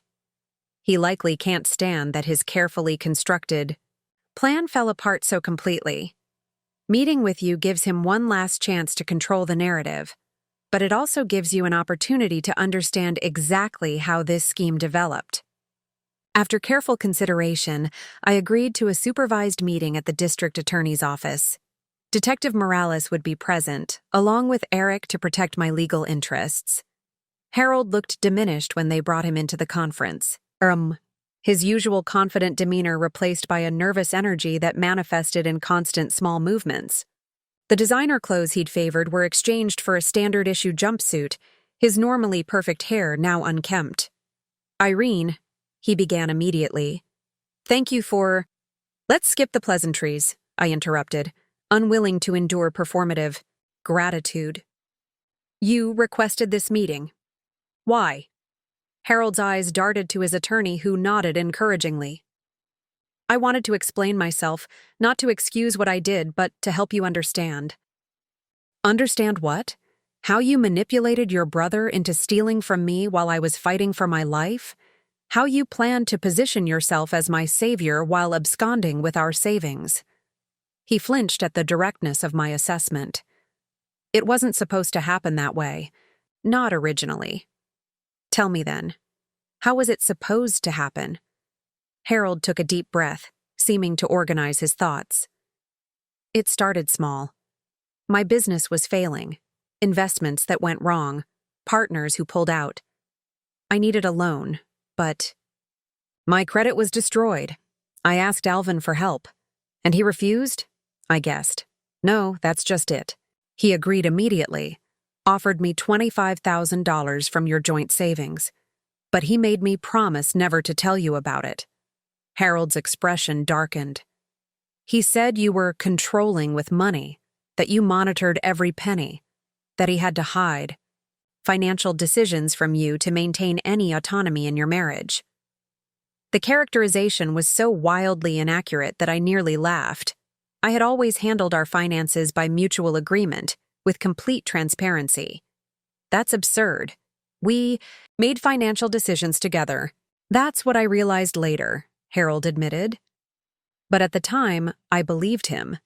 It fit the narrative he'd created about your relationship. The domineering financial expert wife controlling her academic husband. So, you took his money and— then what? Decided to take more?" "The loan helped temporarily, but my situation worsened. I approached Alvin again 6 months later, but this time he hesitated. That's when he mentioned your grandfather's inheritance in passing, a substantial trust he couldn't access. I felt a chill as the pieces aligned. So, you started wondering how to get to that money instead." Harold nodded, shame briefly crossing his features. "I became fixated on it, the solution to all my problems. When you were hospitalized with the infection, it seemed like an opportunity. To manipulate Alvin into taking our joint savings while positioning yourself to potentially access my inheritance if I died or trusted you during recovery. I finished for him, the calculated coldness of his plan still shocking despite everything. I'd learned? Yes. The simple admission hung in the air between us. I convinced Alvin that Alexander needed expensive medical treatment. Used the son he'd kept secret all those years as leverage. Made him believe he was finally being a proper father by helping with this fictional emergency. While telling me, Alvin was planning to run away with another woman, I added. The forged prenuptial agreement with Rachel Winters. Harold looked down at his hands. I needed you to believe the worst of Alvin so you'd never reconcile, never discover the truth about Alexander's non-existent medical emergency. Rachel was a convenient target, professional connection, appropriately attractive, limited social, media presence to contradict the story. The methodical construction of his deception was breathtaking in its thoroughness, revealing a calculating mind I'd never glimpsed beneath his usually personable exterior. What I don't understand, I said, finally, is why you thought you'd get away with it. Surely you knew the truth would eventually emerge. For the first time, Harold met my gaze directly. Because people believe what they expect to see. You expected marital betrayal because that's the narrative our society has normalized. The husband who abandons his sick wife. Law enforcement. Expected financial exploitation because that's a pattern they recognize. Everyone was so ready to accept the story I crafted that no one questioned the inconsistencies until it was almost too late. His assessment was disturbingly accurate. I had accepted the narrative of Alvin's betrayal without questioning the convenient evidence that appeared to confirm it.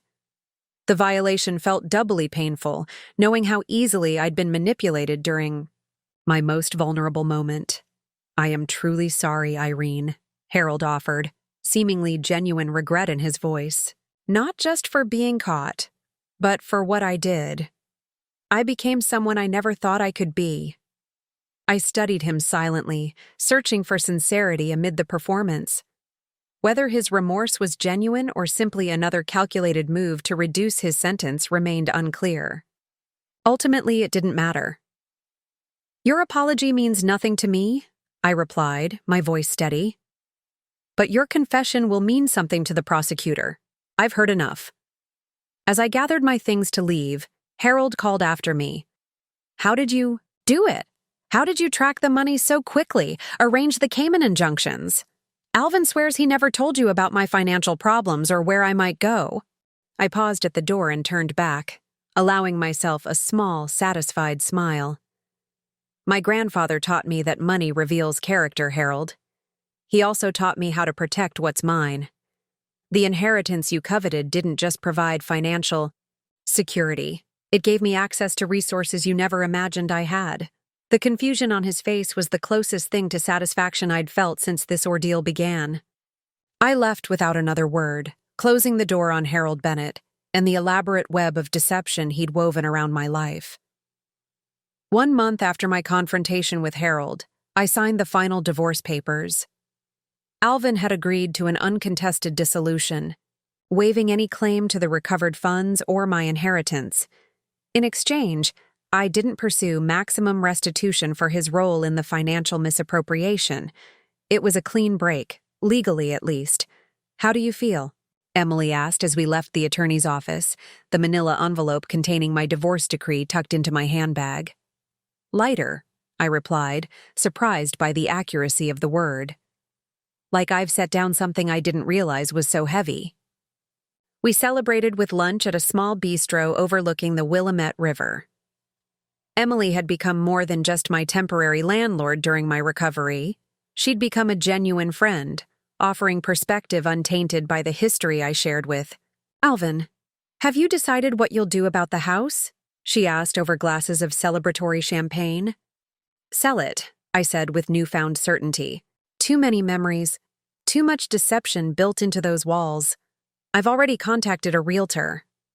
The practical dismantling of my married life had progressed with surprising efficiency. Joint accounts formally separated. Insurance policies updated. My maiden name, Maxwell, reclaimed in all official documentation. Each step had felt like reclaiming a piece of myself. My phone buzzed with an incoming message from Alexander Bennett. In the aftermath of the crisis, we'd established a cautious communication. 2 people connected by circumstance rather than choice. Heard the divorce was finalized today. I hope you're doing okay. His thoughtfulness touched me. Despite the painful way we'd been introduced to each other's existence, Alexander had consistently shown compassion throughout the legal proceedings against his father and uncle. I am, thank you. How are your studies going? I replied. Final exams next week. After that, starting an internship with a sustainable economics group in Victoria. Our exchanges remained cordial but careful, neither of us quite knowing what relationship, if any, we should maintain. He was, after all, the secret son of my ex-husband, an uncomfortable reminder of the deception that had underpinned my marriage. Yet he was also an innocent party in the whole affair, manipulated by Harold just as Alvin and I had been. Any word on Harold's plea deal? Emily asked, pulling me back to our conversation. Eric says it's nearly finalized. Guilty plea to 3 felony counts in exchange for a reduced sentence, likely 5 to 7 years. The punishment seemed both excessive and insufficient for the elaborate betrayal he'd engineered. Alvin got probation and community service, since he returned all the funds and cooperated fully. Are you satisfied with that outcome? I considered the question carefully. Justice isn't really about satisfaction. It's about consequences appropriate to actions. So, yes, I suppose I am. As lunch concluded, we walked along the riverfront, the spring sunshine warming my face. My strength had fully returned, the surgical scar from my appendectomy now just a faint line across my abdomen, a physical reminder of vulnerability overcome. I have something to show you, I said to Emily as we reached a bench overlooking the water. I pulled out my tablet and opened a document I'd been working on for weeks. It's a business plan. I'm thinking of starting my own financial advisory practice, specializing in asset protection for women. Emily scrolled through the detailed proposal, her expression impressed. This is incredibly thorough. When would you launch? After the house sells. I'll use part of my inheritance as startup capital. The plan had crystallized during my recovery, a way to transform my traumatic experience into something meaningful. My grandfather protected me with that trust. I want to help other women establish similar safeguards. Sentinel Financial Security. Emily read the proposed company name aloud. I like it. Always on guard, always watchful. I explained the meaning behind the name. That's what financial independence requires. As the afternoon light glinted off the river, I felt a sense of purpose solidifying within me. The betrayal that had nearly destroyed me had instead revealed strengths I hadn't known I possessed: resilience, strategic thinking, and the courage to begin again. To new beginnings, Emily offered, mimicking a toast with her coffee cup. I smiled, raising my water bottle in response. To new beginnings, and to the hidden fortunes we discover within ourselves when everything else is taken away. 6 months after my hospitalization, I stood in the sleek reception area of Sentinel Financial Security, my vision transformed into reality. The office space in downtown Portland featured clean lines, abundant natural light, and an atmosphere of calm competence. The furniture was elegant but comfortable, designed to put clients at ease while discussing sensitive financial matters. Your 10 o'clock appointment has arrived, Leah announced, looking professional and assured in her new role as Chief Legal Officer for Sentinel. After the successful resolution of my case, she had accepted my offer to join the venture, bringing her expertise in financial law to strengthen our asset protection services. My first client of the day was a referral from Dr. Lester, a woman, recently diagnosed with a chronic illness, concerned about protecting her assets during what might be years of treatment. The parallels to my own situation weren't lost on me, though her husband appeared to be supportive rather than exploitative. Mrs. Chen, please come in. I greeted her warmly, leading her to my office where the wall of windows overlooked the city skyline. I understand you're concerned about maintaining financial security during your medical journey. As she outlined her situation, I recognized the fear beneath her practical questions, the vulnerability that comes with serious illness, the worry about depending on others during recovery. These were emotions I understood intimately now. The most important thing to remember, I told her as our consultation concluded, is that preparing for the worst doesn't mean you don't trust those around you. It means you're ensuring everyone's security, including your own, no matter what happens. She left with a customized protection plan, a combination of trusts, insurance adjustments, and authorization protocols designed to safeguard her assets while maintaining necessary access during treatment. The relief in her expression reminded me why I had created Sentinel in the first place. Between appointments, I checked my messages, finding an update from Detective Morales. Harold's sentencing was complete, 6 years with possibility of parole, after 4, plus restitution payments to cover the costs of the investigation. The notification brought closure rather than satisfaction. Harold's punishment wouldn't erase what had happened, but it did establish consequences for his elaborate deception. A separate message from Alexander informed me he'd be visiting Portland next month for an economics conference. "Would you be open to meeting for coffee?" he asked tentatively.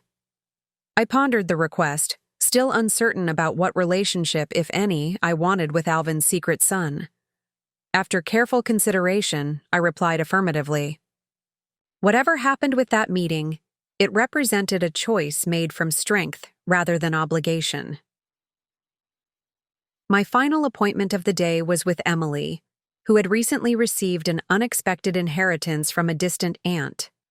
Our friendship had deepened over the months since my hospitalization, evolving from caregiver and patient to genuine friends who supported each other through life's transitions.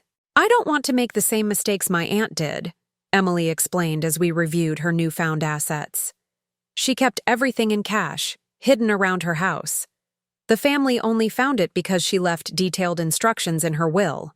Financial security isn't about hiding money under mattresses." I smiled, thinking of my grandfather's more sophisticated approach. It's about strategic protection and appropriate access.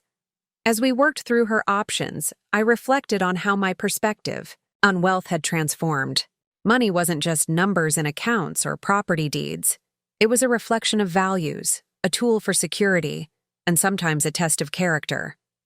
My grandfather had understood this fundamental truth, which was why he had structured my inheritance as he did. After Emily left, I remained at my desk, reviewing the growth of Sentinel over its first 3 months of operation. Our client base had expanded steadily, primarily through referrals from medical professionals, family law attorneys, and financial counselors who recognized the unique value of our specialized services. The sale of my former home had closed the previous week, far above asking price due to Portland's competitive real estate market. I had purchased a smaller but elegant condominium in the Pearl District, a space that was entirely mine, with no memories of Alvin embedded in its walls. The wind shifted outside my office windows, sending autumn leaves swirling past the glass. 6 months since awakening in that hospital bed to discover betrayal. 6 months of rebuilding, reclaiming, and reimagining my life. The journey had been painful, but transformative. My phone rang, Gianna from the private bank that still managed my grandfather's trust. "Irene, I have excellent news," she began without preamble. "The investment portfolio repositioning we discussed has outperformed projections by nearly 12%. Your grandfather would be proud. You've grown his legacy rather than simply preserving it." The validation warmed me unexpectedly. Xavier Blackwood had been a difficult man in many ways, but his financial acumen had been undeniable. That I had not only protected but expanded his careful investments felt like honoring his memory appropriately. "There's something else," Gianna continued.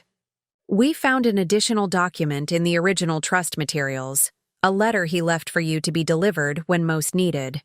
The trust officers never determined when that moment was, so it remained in the vault. Given recent events, I thought, perhaps now might be the right time." Curiosity piqued, I agreed to stop by the bank on my way home. The sealed envelope Gianna presented me contained a single page of heavy stationery, my grandfather's distinctive handwriting flowing across it in blue ink. "Irene, if you're reading this, you've discovered the true value of financial independence.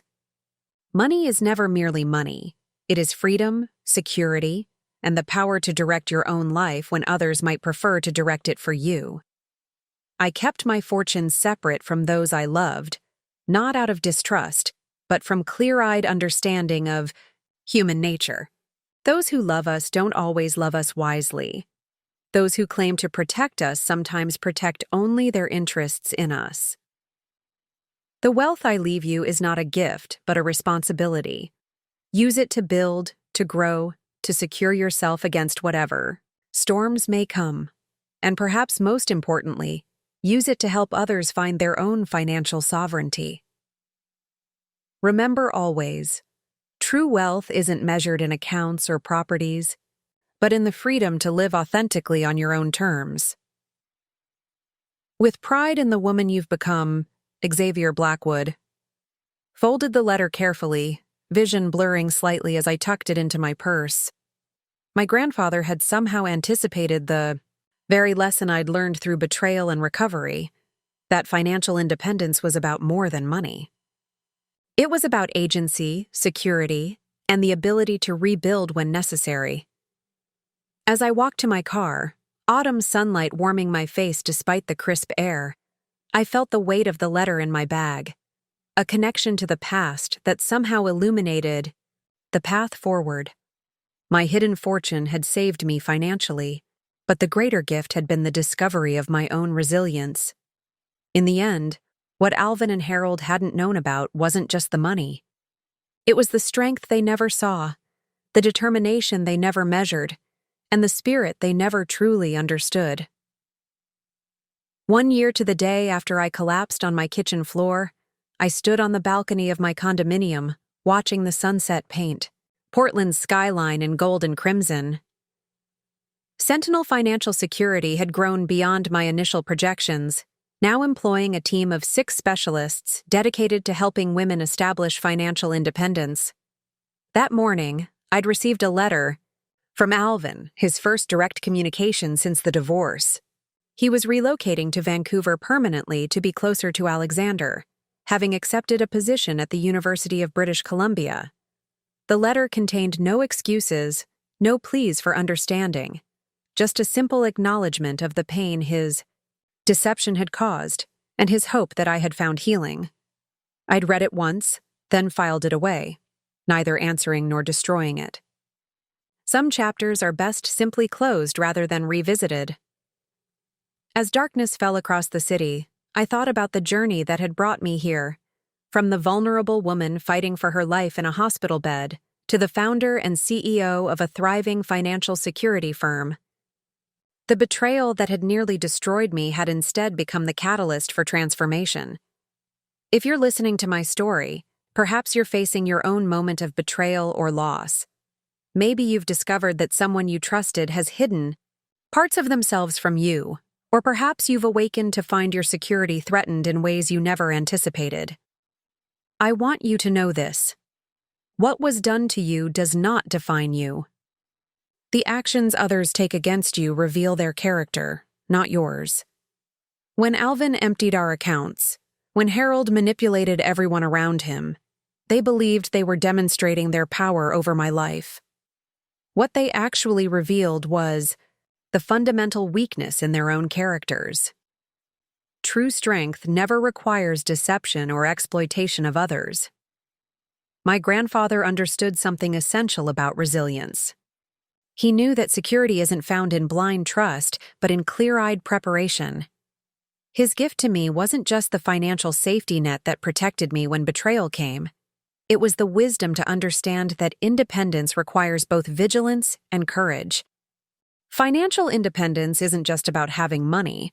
It's about having options. It's about facing crisis with resources that extend beyond the purely monetary. Knowledge, support networks, professional expertise, and most importantly, belief in your own capacity to rebuild. Whatever storm you're weathering, remember that your value was never contained in your bank accounts or reflected in someone else's treatment of you. Your worth exists independent of these external measures, waiting to be recognized and claimed by the most important person in your life. You. My hidden fortune saved me financially, but my real salvation came from discovering strengths I never knew I possessed until they were absolutely necessary. Resilience isn't something we're born with. It's something we build, decision by decision, even when those decisions are made in the darkest moments of our lives. This isn't just my story. It's an invitation to write your own next chapter, because the most powerful hidden fortune isn't in any account or investment portfolio. It's the reserve of courage waiting within you, ready to emerge exactly when you need it most. Up next, you've got 2 more standout stories right on your screen. If this one hit the mark, you won't want to pass these up. Just click and check them out. And don't forget to subscribe and turn on the notification bell so you don't miss any upload from us.